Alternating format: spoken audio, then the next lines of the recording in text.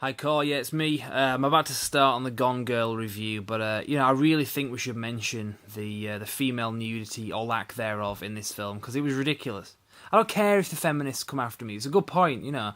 There was plenty of male nudity in this film. You know, I saw two penises. I didn't need to see that and then not have it followed up by a bit of female nudity. I mean, she was a Bond girl, for God's sake. Rosamund Pike was a Bond girl. I mean, Eva Green last year, she was a Bond girl. She was in Casino Royale. We got to see her naked in Sin City too. The least Rosamund Pike could have done was give us a bit of nudity in this film. All we had was a bit of side boob. That doesn't count, man. I don't care if the feminists come after me. You know, it was totally unfair. I want to see titties in this film, not penises. It's not right. Oh shit, it's recording. Right, I better go. I'm going to start the review now. Okay, see you later. Bye.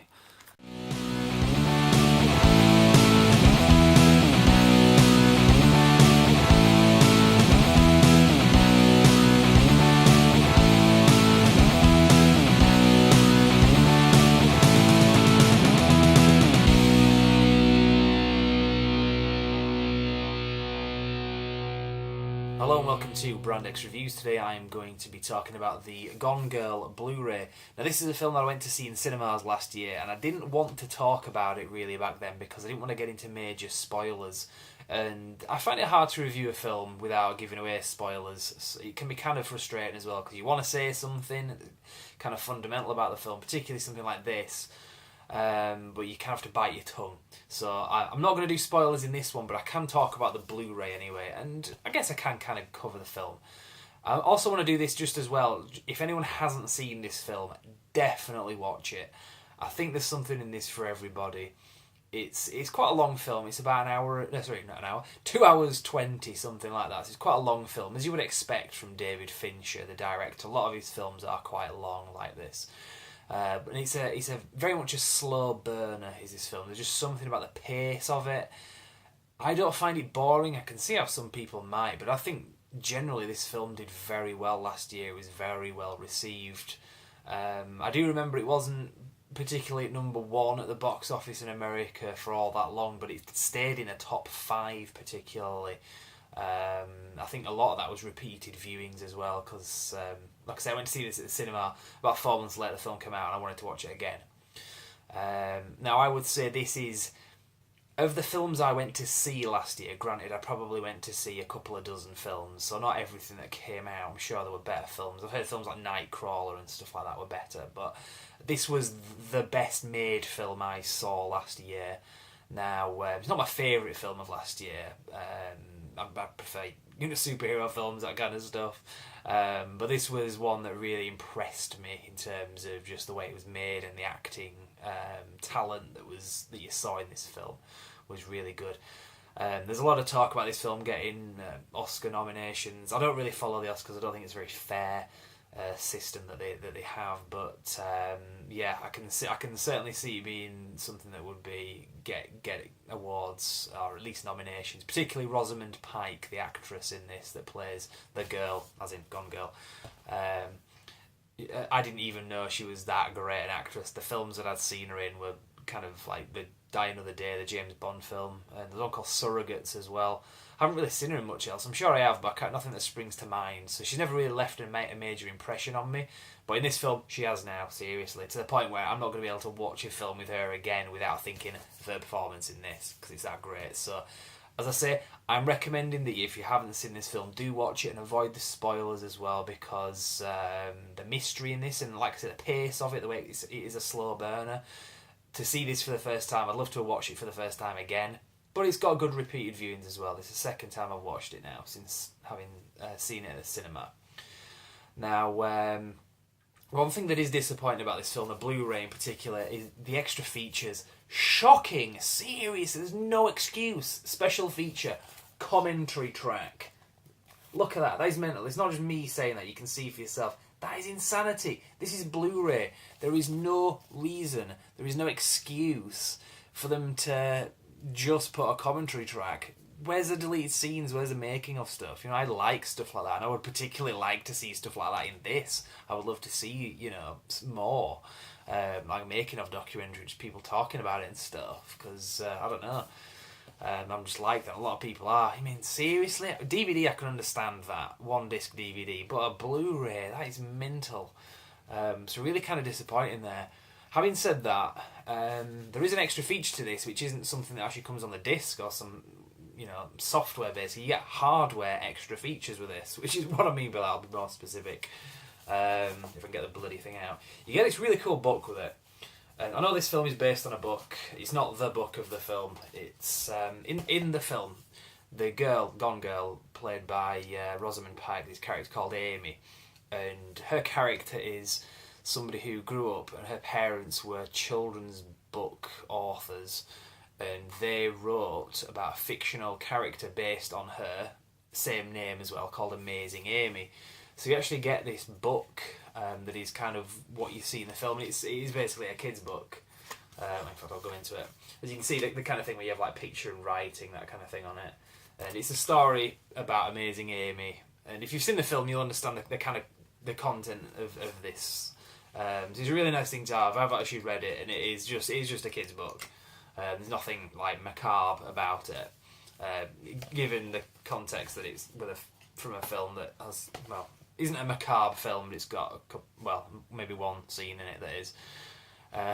But it was a really nice kind of thing just to throw in there, because I do like stuff like that.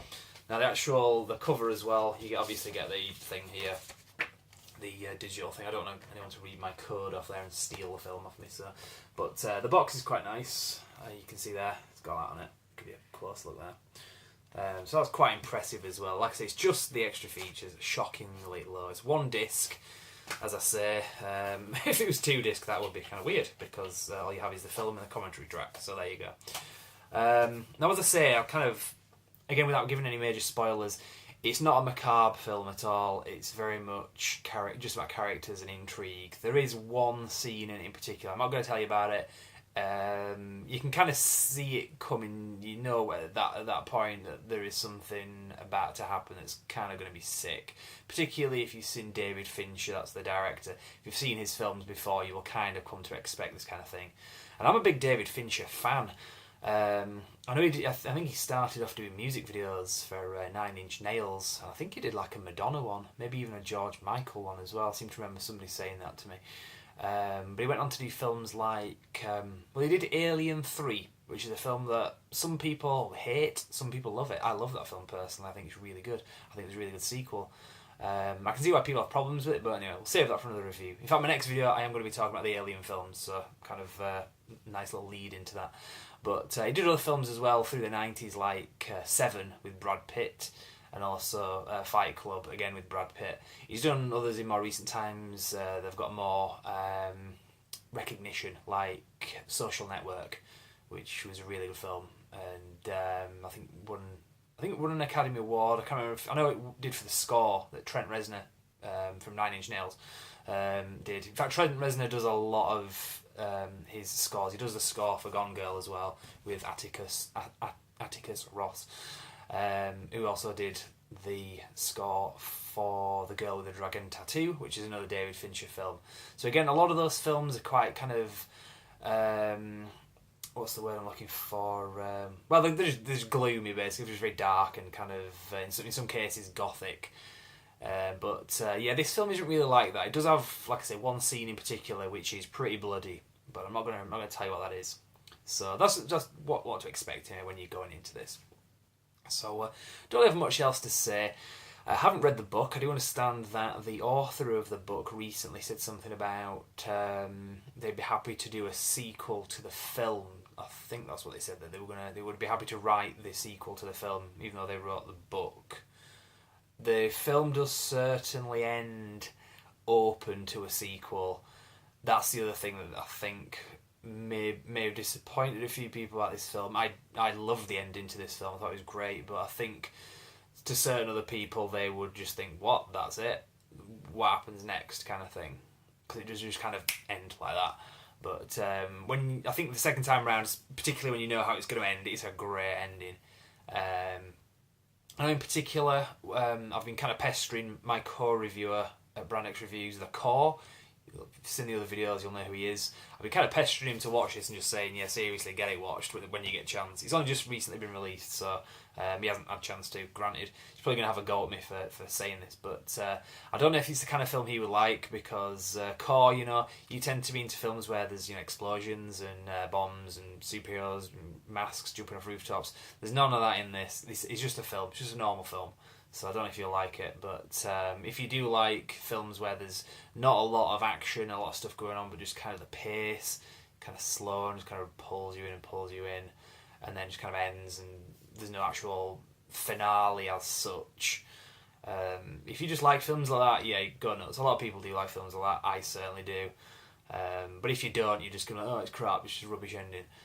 So, but that's it anyway. Having said that, I think you probably will like this film, to be honest. I think as long as you know not to expect, it's not a superhero film, it's not an action film, it's not based on a comic or anything like that. It's not got Dwayne Johnson in it, so you might not like. I don't know. Anyway, give it a watch, Carl. Seriously. Anyway, that's it. I'm going to leave it there because I'm rambling now. So that's my review. The Blu-ray is good. The DVD doesn't come with the book, by the way. I just thought I'd mention that. The DVD is exactly the same in terms of all the extra features, the wealth of extra features. Commentary track is included on the DVD because, of course, it doesn't really fill up a major disc to put that on. As we found out the first 10 years of DVDs being around, it is actually possible to put extra features on. So you certainly can do it with a Blu-ray, so no excuse in this situation. But with a DVD, you don't get the book, as far as I've seen anyway, unless there's some other versions out there. But the ones I've seen in the shops, you don't get the book. That's Blu-ray exclusive only. So again, another kind of way of conning people into getting it on Blu-ray. The quality's quite good on Blu-ray, as you would expect. Kind of goes without saying. Seriously rambling on now, so I'm going to leave it there. brandxreviews.com is the website if you want to see more reviews and stuff like this. If you're a fan of Ben Affleck, he's obviously doing the Batman film next year, so I'm totally going to be covering that. In fact, just one last thing I will say about this.